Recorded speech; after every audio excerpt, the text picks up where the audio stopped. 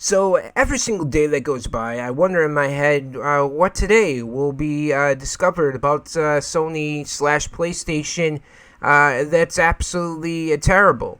That us as PlayStation fans, like myself, grow up with this console. It seems like the company itself gets worse and worse over time and cares less and less about its gamers. And maybe this article that we're about to go into is definitely a sign that that might just be the case.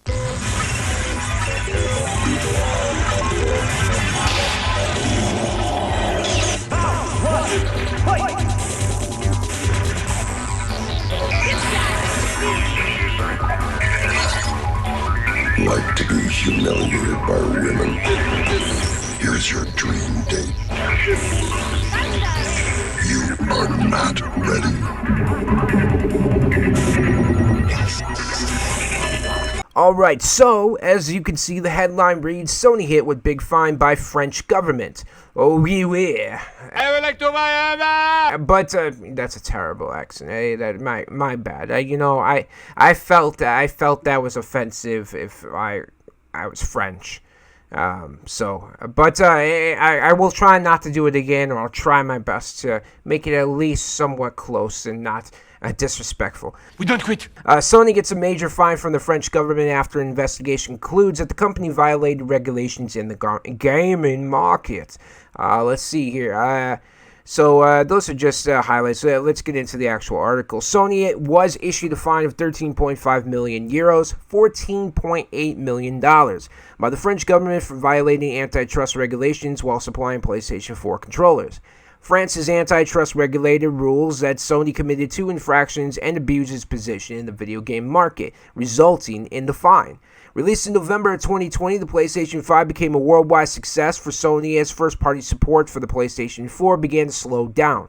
I personally got a PlayStation 5, I think, a year after it was released. I love my PlayStation 5. I play it every single day. Then one man broke through. But as far as the exclusives go, it's few and far between, and it seems like looking at the calendar for 2024, they maybe got 2 games that I'm actually interested that are first party, and the rest I can play on PC or play on my PC or play on Xbox. Although supply issues initially hindered sales of the console, PS5 reached 50 million units worldwide as of December 2023, which is a crazy feat. I'm pretty sure that Sony is outselling the Xbox currently, the Xbox Series X and S, like 4-1. So I have this article here that tells us how badly Xbox is getting beat. It says Financial Times quote analysis by Ampere that shows PS5 sales grew about 65% to 22.5 million units this year, whereas Xbox sales fell about 15% to 7.6 million. That means that PS5 outsold the Xbox Series X and S by almost 3-1. And that's not very surprising, honestly. When it comes to the Xbox, I don't see them, or Microsoft in general, I don't see them actually continuing to make consoles. I see them essentially becoming a membership. I see Xbox in the way that I see Netflix, and I think that's something that might sound weird because most people are grown up with Xbox and having the consoles, and it would be weird Xbox not to have a console. But I think that's what's going to be I think that's what's going to happen. I think you still have Xbox, you just won't have the consoles. And the good thing is that you can play the Game Pass and even purchase games, and it's all linked to your Game Pass or library, whatever it might be. Essentially, you can play it on televisions, you can play it on your phone, you can play it on pretty much anything. And I mean, you see that on the PC now. If you have Xbox Game Pass Ultimate, you get to have all the Game Pass games not only on the console but on the PC as well. It's pretty cool. Honestly, I prefer it that way. Alright, so continuing the article, it says outgoing Sony Interactive Entertainment CEO Jim Ryan also reassured fans that a full supply of PS5 consoles would be available during the holiday season. I don't know how bad it was in terms of trying to get a PS5 for the holidays for somebody, maybe your kid or whatever, significant others or whatever it might be. But I'm pretty sure it was pretty readily available. I don't think there was an issue getting it this holiday season, but I could be wrong. Competition Policy International reports that France's antitrust regulator, Autorité de la Concurrence, concluded an investigation and announced that Sony had been issued a €13.5 million fine for committing two primary infractions. Again, at least I tried a little bit better with the French accent, but firstly, Sony's technical measures for combating counterfeit PS4 controllers, or they call them counterfeit, were deemed detrimental third-party manufacturers, since these measures would target unlicensed controllers indiscriminately with regular disconnections. These measures were implemented with the November 2015 system update for the PS4, and subsequent system updates saw third-party controllers disconnect frequently during the updating process. This would result in the first infraction against Sony, with the regulator claiming that these measures hindered the expansion of third-party manufacturers and negatively impacted their brand image. And that's just a fact. Essentially, PlayStation / Sony is not going to be outright. They're not going to tell you, hey, that third-party controller that you bought that actually can perfectly connect perfectly fine to the PlayStation here, we're purposefully making sure that it can't. And that's so you basically have to spend $70, $80, whatever it might be, for a new PlayStation controller, rather than spending $20 to $30 for a third-party knockoff controller, essentially. But for me, growing up, I always had third-party accessories.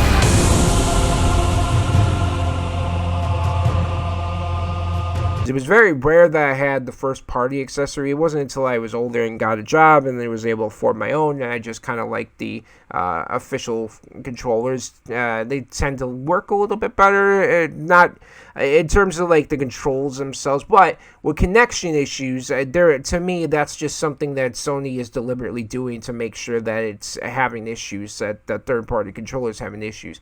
But it's a big problem, because essentially what I believe that PlayStation and Xbox, Sony, and Microsoft are essentially doing is they're trying to eliminate the third-party manufacturers, so that exclusively you have to buy the accessories for PlayStation, for Xbox, through Microsoft, through Sony. And it's a lot of money. And essentially, as I stated, what I believe Xbox is going to become, if that's the case, you still need the controllers. You still need the accessories. So if you're essentially kind of say, well, let me get the Game Pass, and I'll just get a $20 cheap knockout controller because I don't want to spend $78 on the Xbox controller, and you're essentially believing that controller is going to work perfectly fine, and it should, Xbox is deliberately making sure it doesn't. PlayStation is deliberately making sure that it doesn't. It's a huge problem. To me, it speaks a lot of what PlayStation has become in terms of them caring more about their bottom line, and maybe they've always been that way. Microsoft, that's the same. They only care about their bottom line. No, sir.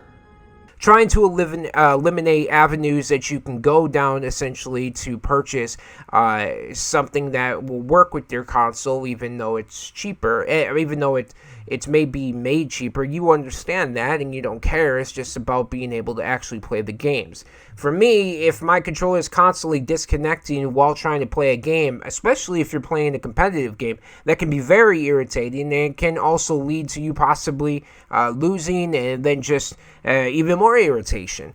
This to me is a big issue, and I honestly feel like this should be a bigger problem that is focused on, because I've suspected that Xbox was already doing this, and I wanted to look it up, and this is kind of what I found. It said, essentially, Microsoft had quietly banned the use of controllers not made or approved by the company. In the following weeks, Microsoft officially stated the ban was meant to protect players' gaming experiences. That's a lie. And ensure the quality and safety of players' controllers. That's also a lie. Both of these things are lies. First of all, you're not trying to protect the player. What are you trying to protect them from? Saving money? Like, that doesn't make any sense to me. This whole idea that we're going to protect the player's gaming experiences.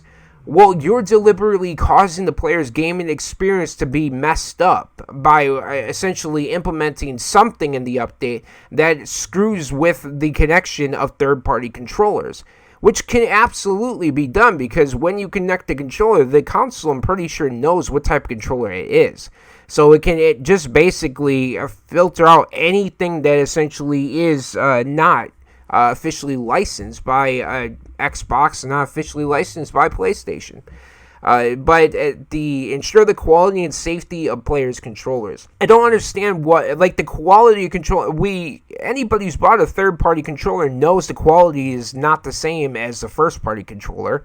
We know that, and we pay half the cost a lot of the times because we understand that, hey, yeah, you're getting a lesser quality controller, but you're also saving half the money, right? And the whole purpose is just to play the game, and this is just PR speak for where we care about the gamer's interest, and that's just not the case. I love you. All right, so moving on, the article, let's see here. Sony fined a regulatory infraction, so we read about the 13.5 million euros, $14.8 million. The disproportionate measures against PS4 controllers from third-party manufacturers, and the second infraction was the lack of transparent licensing policies and communication. The French regulator notes that Sony's lack of transparency and the company's licensing policy resulted in the second infraction. Companies were reportedly impeded from Sony's licensing program, as access was only granted through a partnership program. The regulatory body discovered that Sony refused to communicate criteria for program access to manufacturers, and the criteria itself was applied at Sony's discretion. When combined with the actions committed in the first infraction, the Autorité de la Concurrence ruled that Sony's practices negatively impacted the video games market and discouraged third-party manufacturers from conducting business, leading to their foreclosures. Sony has not publicly responded to the fine yet, but the regulators ruling may open the door for more investigations into the global practices by major companies like Sony and Microsoft. Because justice is justice, and because France is France. Everything that has been kind of stated so far in this article all speaks towards the third-party manufacturers having a legit case. This is the one thing I didn't bring up, but when you sit there and you look at reviews for third-party controllers, if you look at the review and it says, oh, disconnects all the time, just not working properly, constant disconnection issues, if that's something that Sony is deliberately causing, if that's something Microsoft's deliberately causing, how is that not essentially screwing with third-party manufacturers? And some of them are being put out of business already because of this. This is a practice that I'm not surprised is going on right now, and this is something that's just going to continue to be a bigger and bigger issue. And I think it needs to be talked about widely because otherwise, we're going to lose the ability to buy third-party manufactured accessories, and that's just not going to be a world that you're going to want to live in because they will dictate the prices. PlayStation and Microsoft will dictate the prices. They'll charge you $90 for a controller if they want to, and especially they'll do it if they know they're the only game in town. The video games market continues to grow year over year, with many third-party manufacturers building accessories and controllers for the latest gaming platforms. Impeding manufacturers could limit the options that players have for third-party controllers, as I stated, and restrictions by Sony could also be detrimental in accessibility efforts by third parties as well. Absolutely. Sony may want to reassess its policies regarding controllers since new devices can greatly benefit the player base in the PS5 generation. Sony is no stranger to controversy in recent months with the recent Insomniac Games leak revealing that Sony pressured the company to lay off employees. 2024 may prove to be an important and successful year for Sony as the company avoids controversy and regulatory scrutiny, ensures support for manufacturing releases of major first-party games to keep fans happy. Overall, this whole situation just speaks to me that Microsoft and Sony care less about the gamers and more about their bottom line, more than ever. Like they've always cared about their bottom line, but now it feels like they've done it. They're caring more about. They're trying to essentially become monopolies, because if they're the only three make it, like you have Sony, Microsoft, and Nintendo. Those are the three like major manufacturers of consoles, right? Those are the only real three. So if you essentially are having it where Microsoft and Sony are moving towards a digital age where everything essentially is a Game Pass or just essentially an app. It's all run through that. I like it. It's on your television, phone, all a bunch of other things. They essentially, will dictate, hey, only first-party accessories are able to be used. It's a problem. As someone who grew up poor, as someone who essentially barely, had $20 to buy an N64 controller when I was a kid because I couldn't afford the $50 or $60 official one. I wanted the official one, but I was poor.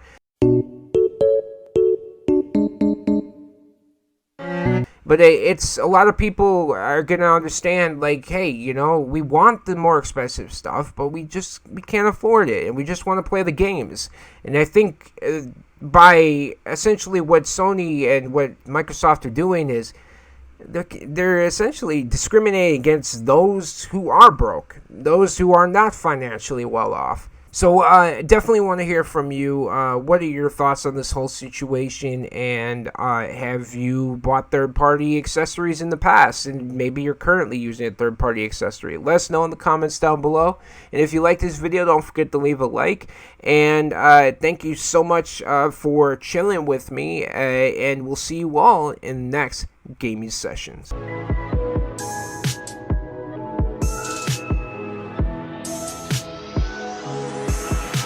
This out of my head to the depths of the universe. It's a spell or a chance just to open up a newer curse. If I swim too far, then my head goes under. If we take it as it is, then there ain't no wonder. It's hard to imagine that just one little